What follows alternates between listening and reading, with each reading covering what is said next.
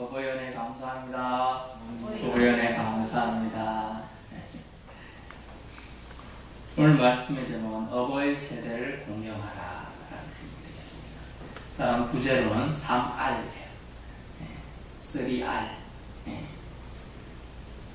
Rise, Respect, Revere라는 단어를 가지고 여러분에게 말씀을 전합니다.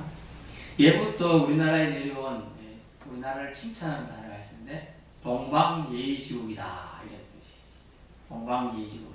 이것은 6.25 사상에 근거된 원인이 있다고 또 우리 고래 옛날부터 내려오는 말인데요. 자고 이래로 내려오는 말인데요. 경로 효친 사상이죠. 늙을 노인분들을 공경하면서 효로 친하게 대한다 이런 단어예요. 그것에 근거한 것이 이제 공자사상 이런 게 근거하고 있어요. 그러다 보니 중국에서보다도 사실 나중에 동이라고 표현돼 우리나라에서 더 많이 동방예의지국의 형성이 된 거죠. 그래서 예전에 뭐 고려장인이 뭐 이러면서 우리나라에 나쁜 풍속이 있었다. 늙은 노인분들을 산속 깊은 데 가서 갖다 버렸다. 그거 다 거짓말이에요. 알고 계시죠? 자, 일제가 우리나라의 민족사상을 말살하기 위해서 조작해서 만들어낸 말이에요. 고려장 이런 얘기들 다 믿지 마시고요. 또 새삼스럽게 저를 쳐다보시는데 그런 말. 우리는 동방예의지국에 살고 있어요. 효사상이 근본이에요. 근데 우리 하나님께서 주신 계명에도 효가 가장 기본이 있어요. 인간에 주신 계명 가장 기본이 인간사에 주신 것이 부모를 공경하라예요. 그래서 기본적으로 우리가 바탕으로 이해하시고 오늘 말씀을 들으시면 도움이 되시겠습니다. 예전에 이제 부모님을 보면 예전에 효행상, 효부상 이런 거 많이 주는데 올해는 그런 얘기 하나도 안 나오더라고요. 자체적으로 이제 주는 이제 지방자치단체가 있긴 있어요. 그런데 이 이슈야. 왜냐면 이번에는 선거가 딱 버뜩이어가지고 예전 같으면 효부상 이런 거 막 전국에서 수고해가지고 상도 주고 했던 것 같아요. 저는 받을 일이 없지만요. 많이 부족합니다. 예전에 어떤 대부분 그런들 상 타시는 분을 보니까 부모님이 병을 고치기 위해서 자신이 손가락도 돼가지고 막 피를 흘려서 살리고 뭐 그런 걸 하더라고요. 한겨울 부모님이 드시고 싶다 하니까 며느리야 내가 딸기가 먹고 싶네. 막 딸기가 없잖아요 겨울에. 요즘에는 이제 시설제를 하니까 비닐하우스를 통해서 있는데 딸기 찾으러 막 그 감동해서 뭐 옥황 상제님이 딸기를 줬다나 그런 이제 전래 동화도 있었는데요. 그런 효에 관련된 것은 말을 아무리 말해도 끊이지 않아요. 또 중국의 고사성에 나오는 내용은 뭐가 있습니까? 너무 집이 추운데 옛날에 사투리인데 분불 뗄 그 뗄감이 없다 보니 춥잖아요. 그래 어르신이 주무셔야 돼 추우니까 아들이 이제 부모님 자기 전에 입고 자는 옷을 다 먼저 들어가가지고 그 옷을 입고 있어요. 자기 체온으로 그 옷을 따뜻하게 데펴놓고 또 부모님 누우실 그 이불 속에 들어가고 데펴놓고 있는 거예요. 체온으로. 그게 참 자식이 부모를 사랑하는 거죠. 그럼 아버지 오니까 빨리 옷 벗어주면 아버지 옷을 입으면 옷이 따뜻하네 되는 거죠. 우리 옷 따뜻하게 입고 주무실 수 있게끔 하는 거죠. 그런 경우도 있는데 또 지난번 TV에 뭐 광고에 한번 광고라기보다는 다큐멘터리 한번 나왔죠. 에베레스트 등등을 하던 사람이 죽었어요. 그건 춥잖아요. 추운데 지체를 못 찾았어요.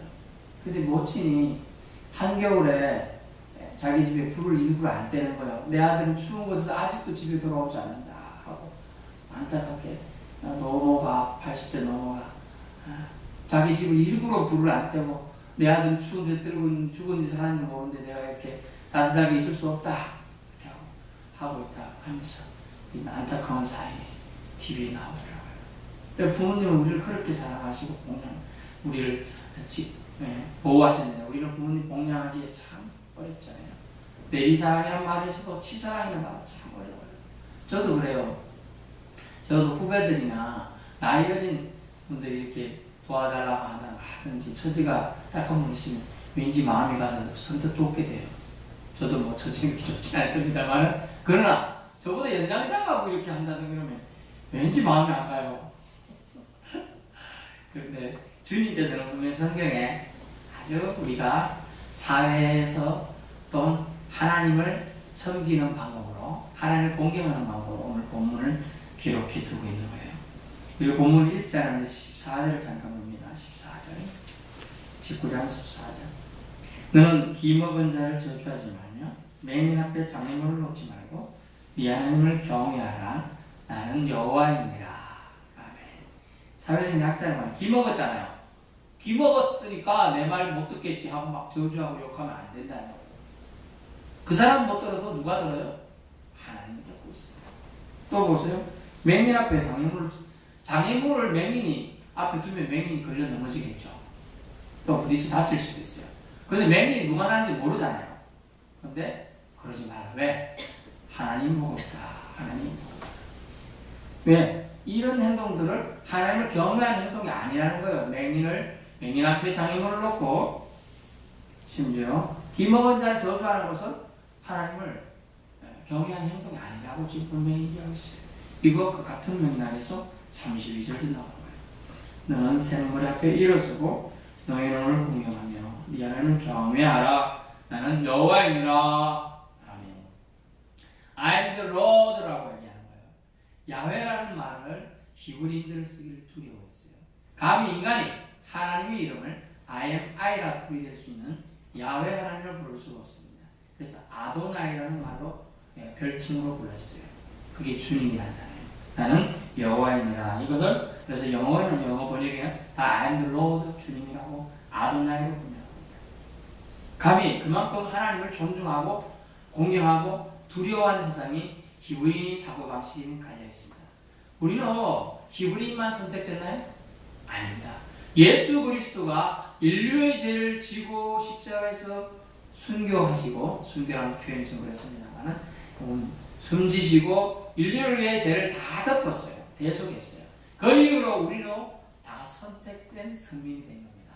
아멘. 그래서 하나님께서 우리를 선민으로 택하셨기 때문에 우리는 하나님을 주님이라 부를 수가 있게 된 겁니다. 이게 얼마나 감사한 일인지 모르겠습니다. 오늘 말씀을 들어서 이제 구체적으로 살펴보겠습니다. 하나님께서는 여호와 하나님을 경외하게 되는 것이 복된 행동임을 말해주는데요. 그것을 구체적으로 첫 번째 제가 3R로 얘기한다고 했습니다. 첫 번째 R, 라이즈입니다. 라이즈. 일어서라 라는 게 일어서라. 샘머리 앞에서, 저는 예외입니다만 샘머리가 있는데 영어로 보니까 샘머리가 그레이 헤드예요. 그레이가 뭐죠? 영어로? 회색이에요. 회색. 완전 흰색은 아니에요. 그레이 정도만 해도 일어나야 된다라고 해요. 이 의미가 뭐냐? 백발인데 인생 계급장을 가진 사람 앞에서 일어서라. 왜? 그분이 나에게 돈 1,000원 줘서 과자 사 먹게 한 적은 없고 양말 한쪽 사준 적은 없지만 그분이 인생을 살아온 그 인생 계급장 앞에서 일어서라는 얘기예요. 왜요? 하나님이 그분의 세월과 함께 하셨다. 세월. 그분의 세월과, 여러분 무시 못합니다. 세월과 하나님이 함께 하시는 거예요. 80 세월과 함께 하셨죠? 60 세월과 함께 하셨죠? 50 세월과 함께 하셨죠? 40 세월과 20 세월과 함께 하셨어요. 하루하루가 모여서 어제 제가 제 사무랑 계산해 왔습니다. 20년 같이 살았는데 1년 365일 곱하기 20년 하면 대충 얼마 되지? 이렇게 계산해 막 해봤어요. 3,652년 10년이면 7,000 몇백 되겠고, 그거다가 또 321년 22년째니까 또 하면 한 781, 7,800일, 뭐 한 8,000일 정도 되겠다. 수로까지 보니까 아직도 만일도 안 돼요. 저는 만일도 안 돼요. 근데 일어서라 주님 말하는데 샘머리 앞에서 일어서라. 저기 이 말은 뭘까요? 예의를 지켜요. 하도 예의를 안 지키니까 지하철이나 버스카에 보면 경로석이 있는 거예요. 하도 예의를 안 지키니까 여러분 옛날에 이렇지 않아서 그런 말 안 써도 일어섰어요. 저 어릴 때만 해도 선생님 진짜 그림자 안 밟았어요. 선생님 앞에 가면 절대로 뒤에 안 따라갔어요. 바로 뒤에 꼬리 그림자가 뒤에 떨어져 갔고요. 선생님 화장실 안 가는 줄 알았어요. 저는.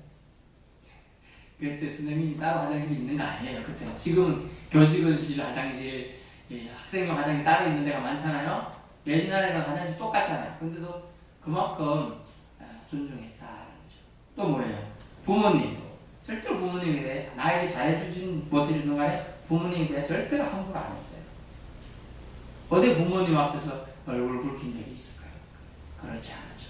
지금은요 예의를 삼으셨죠. 그래서 경로석도 주고 뭐 만들고 심지어 마을에 있는 회관에 경로당도 만들고 그러는 거예요. 하도 그런 정신이 퇴색되다 보니까요. 예의를 지켜야 돼요, 여러분. 만약 여러분 친할머니나 친할아버지가 자기 옆에 버스카에 또는 지하철에 서 계신다고 생각해 보세요. 그냥 앉아있을 손자 있나요? 손자 있어요? 아니라는 거죠. 자기 부모님이 서 있다고 생각해 보세요. 일어서지 않을까요? 일어난다. 여기서 우리는 하나님 뜻을 깨달아야 합니다. 일어서라는 이 하나님의 명령은 일어서라 라이저라고 말하는 이유는 뭡니까? 그것은요 각박한 세상 속에서도 인간미를 회복해라 라는 얘기입니다. 인간미를 회복해야 돼요. 다시 이 말이 정말 어려운 단어예요. 여러분 그 사람 참 인간답다 사람답다 그 말 정말 어렵지 않아요? 인간답다 사람답다는 말이 너무나 어려운 말이에요. 여러분 인간미를 회복해라. 사람다운 거 사람이 정말 예의가 있고 사람끼리 서로 위해주고 격려해주고 보듬어주고 이런 것이 사람다운 건데 깎아내리고 때리고 눕히고 짓밟고 올라가고 이런 것은 인간다운 게 아니에요. 왜냐하면 하나님의 품성 하나님의 형상으로 지음받은 사람이 그걸 악행을 할 수 없는 거예요. 하나님의 형상으로 지음받은 사람은 사람답다는 말은 결국 하나님의 품성이 속성이 우리에게 있다는 얘기죠. 그것을 회복해라 라는 얘기입니다.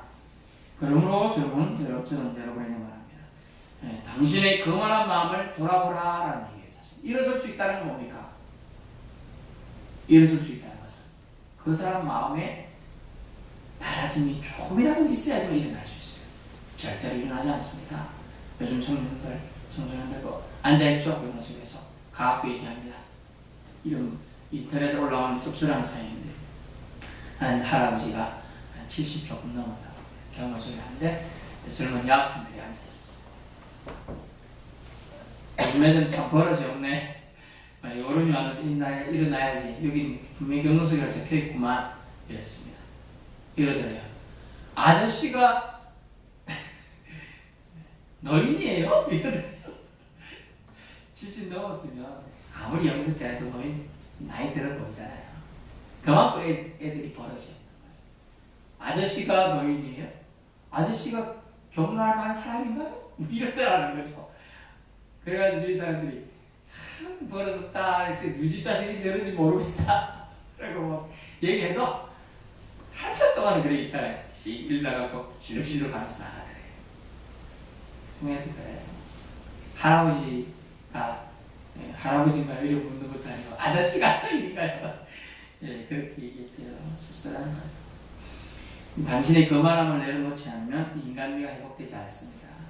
분명히 주님께서는 라이저 일어서라 라고 얘기하고 있어요. 그래서 예전에 이런다고 합니다. 요즘 엘리베이터 할아버지 할머니들은 차라리 경로석 쪽에 가서 서 있지 않고 딴 데 가서 있는답니다. 우리는 건강하다 이러고 우리 저는 건강합니다 이렇게 얘기하는데 애초에 제가 말씀드린 것은 일어서라 이렇게 명령하지 않아도 해야 되는데 하지 않으니까 성경에서도 이렇게 일어서라 라고 얘기하고 있는데 두 번째 말입니다. 리스펙터라는 단어인데요. 공경하라는 단어예요. 공경하라. 부모의 권위와 노인의 권위를 인정하라. 이것이 공경하라는 참 뜻이에요. 여러분 공경할 것이 없는데 왜 공경해요? 이렇게 생각하잖아요. 대부분이. 존경할 만한 인물을 존경해야 하는 것이 위인전이잖아요. 그런데 그런 게 없는데 우리 눈에 그렇게 안 보여요. 그러나 주님은 부모의 권위와 노인의 권위를 인정하라. 왜? 하나님의 모형으로 부모나 노인들 이 세상에 우리 앞에 두었다. 이해되시는가 모르겠습니다. 하나님의 모형, 보이지 않는 하나님의 형상을 입은 사람을 통해서 하나님을 보게끔 하는 것, 하나님을 존경하게끔 만들기 위해서 부모를, 노인분들 우리에게 허락했다는 거예요. 그래서 어른에게 함부로 하지 말라. 함부로 한다는 것은 결국 겸손치 못한다는 걸 바라고 있습니다. 부모님이나 연장자의 사랑이나 가치를 안다면 존경하지 않을 수 없습니다. 여러분이 혼자 스스로 잘 컸다고 생각하시면 큰 오산이에요. 여러분 어릴 때 부모님이나 연장자들이 여러분을 다 보호해주고 있었어요. 암묵적으로. 그것을 오늘날 말하면 어려운 말로 사회적인 안전망이라고 합니다. 사회적인 안전망. 밤에는 누가 지켜요? 경찰이. 그걸 야간 국가 시대는 경찰이 지켰다는 거예요. 요즘은 무슨 국가죠? 복지국가예요. 전 혜택이 노인분들이나 어린아이나 심지어 태어나게 주는 복중의 아들까지 확대되고 있는 사회예요. 복지국가. 저는 여러분에게 말씀드리는 것은 사회에서 결국 여러분보다 어른들을 존경하지 않으면 여러분도 인정받지 못할 거라는 거죠. 히브리어로 이 공경하다는 단어는 카베드라는 단어가 있습니다. 카페트 아니고요. 카베드입니다. 카베드. 이 단어는 인간의 영적, 도덕적인 무게를 뜻해요. 무게. 제가 이걸 쓰고 있는 이유가 있어요. 이렇게. 무게를 느껴요. 하나님이 나에게 안수하셨고 하나님이 나에게 말씀 전할 권위를 주셨다는 걸 알기 위해서 이렇게 쓰는 거예요. 일부러. 무겁고 귀찮아요. 그렇지만 이렇게 하는 거예요. 영적인 무게를 느끼는 거예요. 하나님이 우리에게 주신 건 뭐냐? 공경할 수 있는 무게를 가져가는 거예요. 출애굽기 20장 19절의 말씀입니다. 부모를 공경하면 네가 장수하리라. 장수의 복을 여러분 받기를 원하시는 분이 있을 테죠. 20대 요절하면 안타깝다. 40대도 요절했다. 요즘 70대 돌아가셔도 안타까운 죽음이다. 이렇게 얘기해요. 장수의 복을 누린다. 성경에는 80, 강렬하면 90. 시편에는 이렇게 표현되어 있죠. 요즘은 진짜 100살까지 갑니다. 그러므로 우리가 장수의 복을 받게 돼요. 여러분은 안 늙을 것 같아요? 여러분도 늙는다는 거죠. 여러분도 노인이 돼요. 저 항상 20살인 줄 알았어요. 지금 벌써 50이잖아요. 시간이 가는 거예요, 여러분. 그러니까 여러분은 부모님의 권위와 노인분들의 권위를 인정해야 한다는 거죠. 안타까운 얘기 좀 드려드리겠습니다. 노인의 자살률이 우리나라 OECD 국가에서 최고인데요. OECD 다른 국가들보다 3배나 높다고 해요. 3배. 이유가요.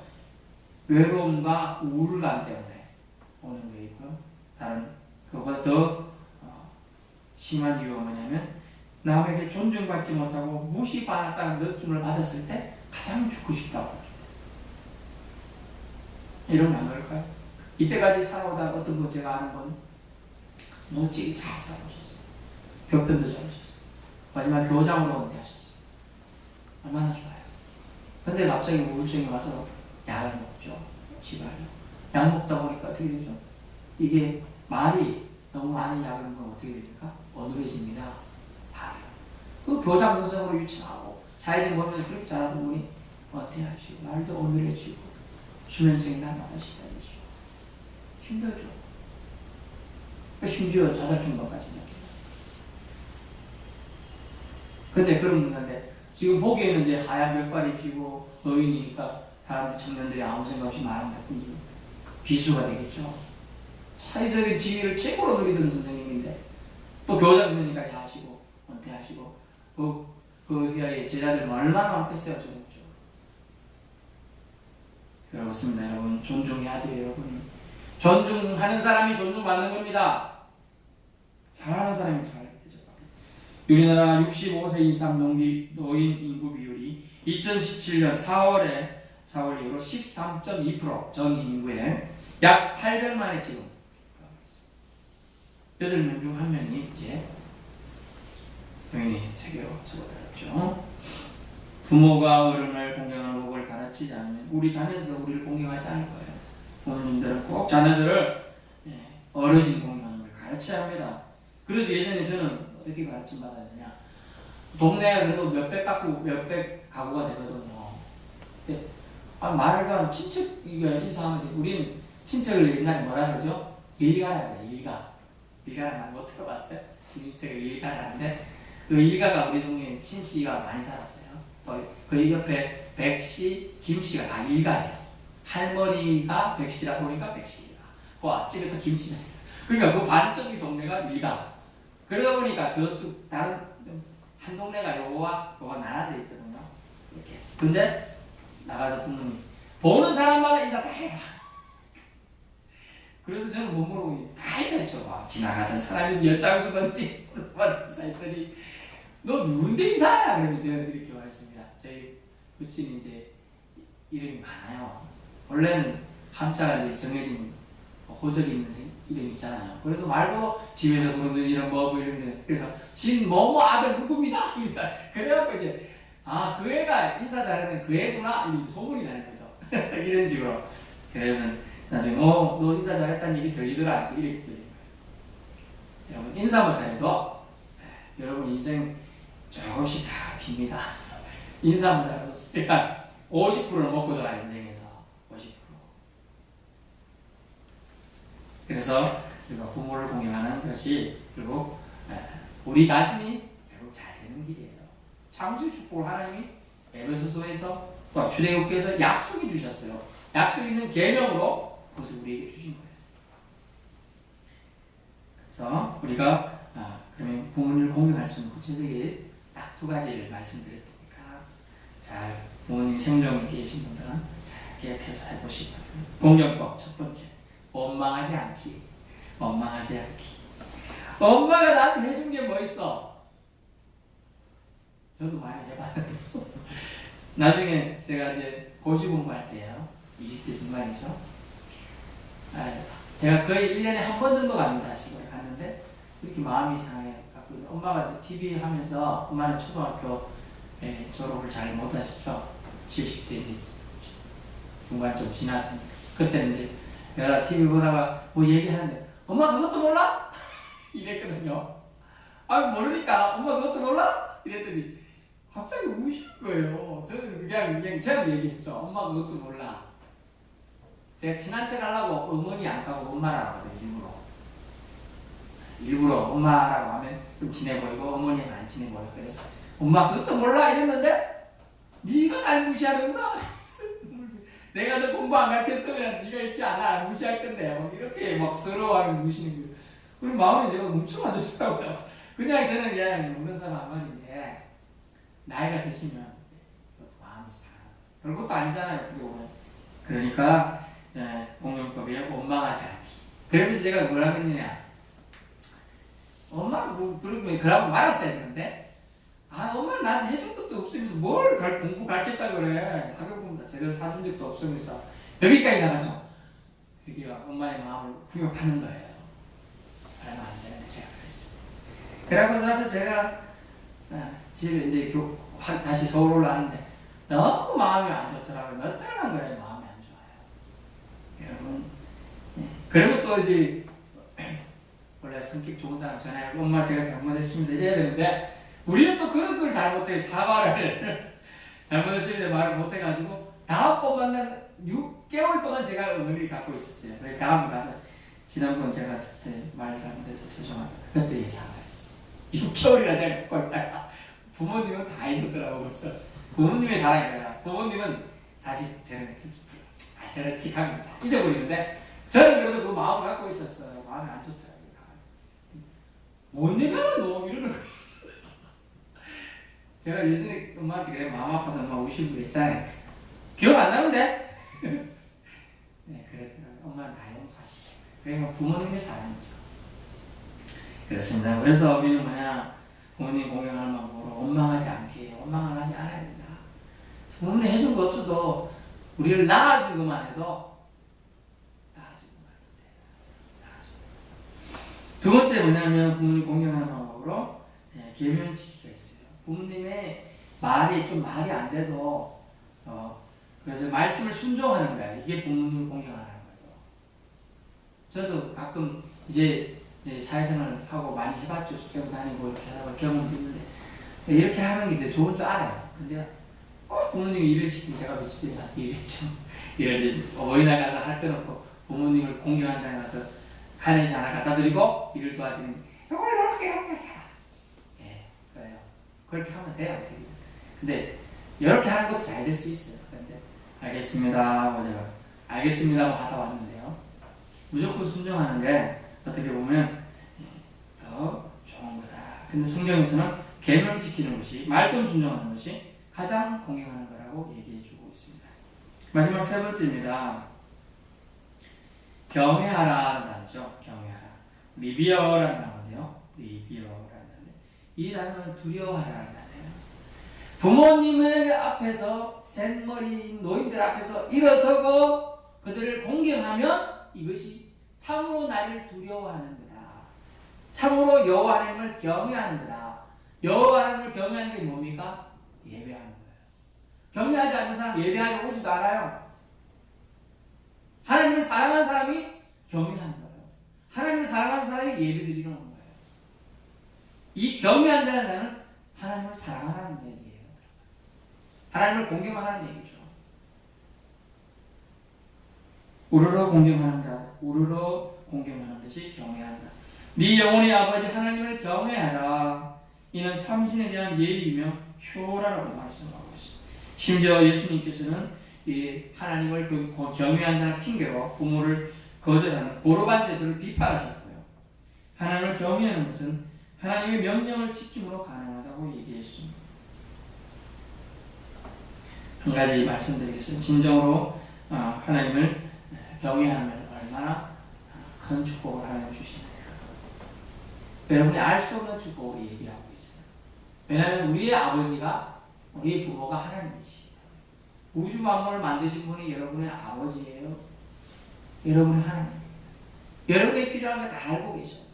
단지 여러분이 구하면 주려고 대기하고 있는데 안 구하니까 못 주시는 거예요.